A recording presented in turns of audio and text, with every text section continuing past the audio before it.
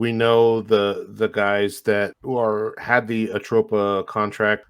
They were involved with Wise and Axion and things like that that we know Richard just would not get involved with.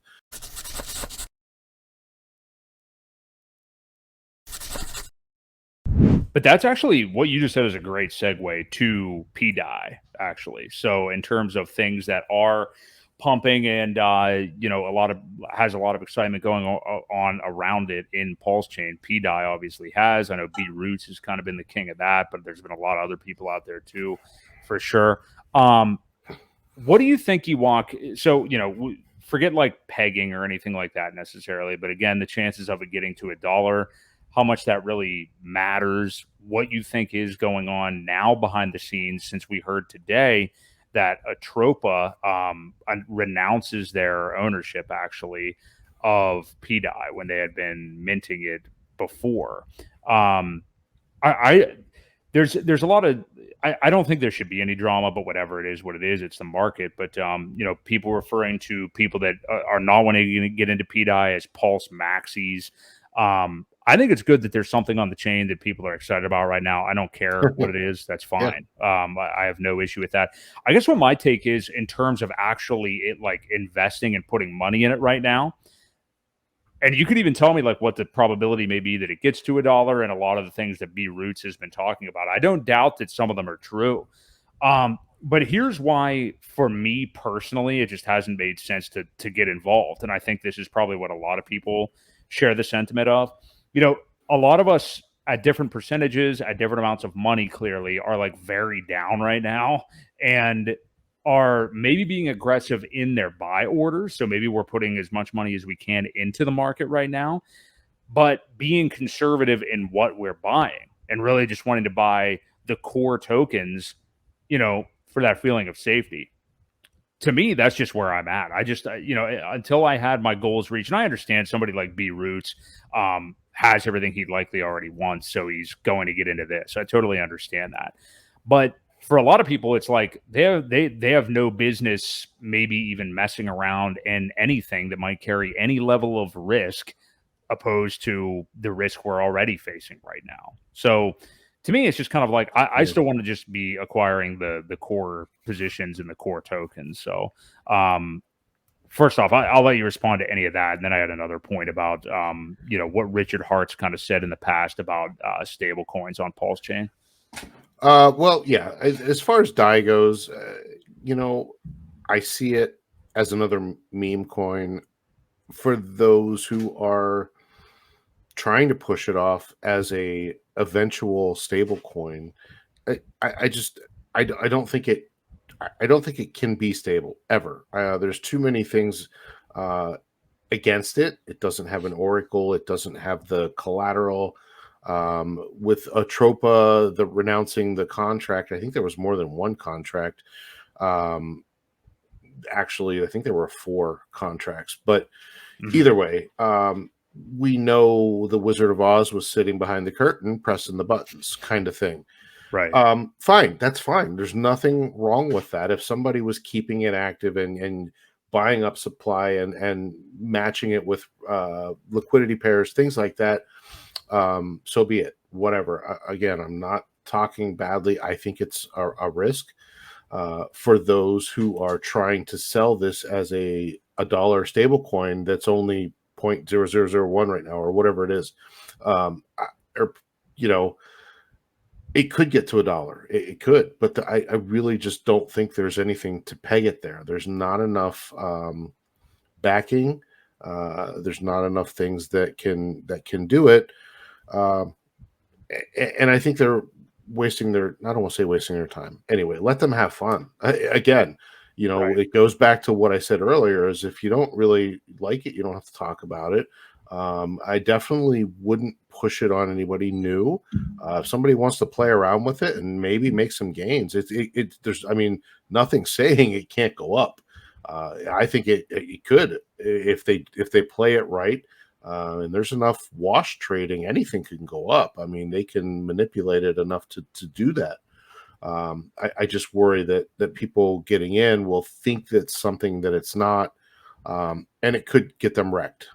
So that's Yeah. why I would rather, not push it too much. Now, again, if you want to invest a little bit, new money, do it. That's up to you. I wouldn't tell anybody what to buy, what not to buy, but I try to look for where the value is, and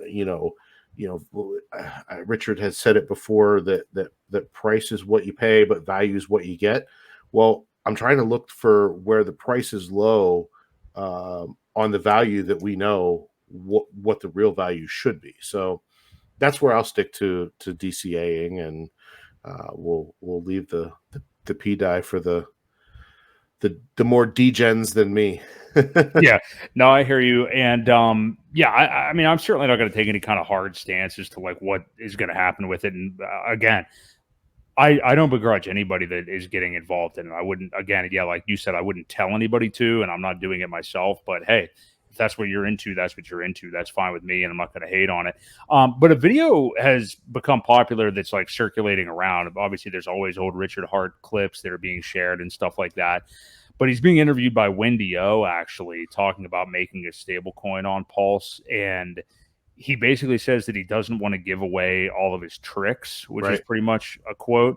So, I mean, what do you make of that? I'm not saying that like there's a direct link here, but I mean, a lot of people are pretty much saying that it is a direct link, and that's exactly what's going on right now. So, do you think that adds potential validity to this, or that he may have meant something else, or No, what? no, absolutely not. We know the guys that had the Atropa contract. They were involved with Wise and Axion and things like that we know Richard just would not get involved with. So for anybody trying to associate him with this, it's pretty way off. I don't think there's much validity to it at all. And it's wishful thinking. We also know that Richard at one point applied for an exchange license. I don't know if that was in the same conversation with Wendy or not.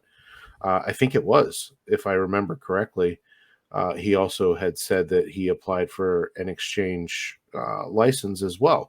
So I think with that exchange license and stablecoin, I think he could kind of tie it in all at the same time.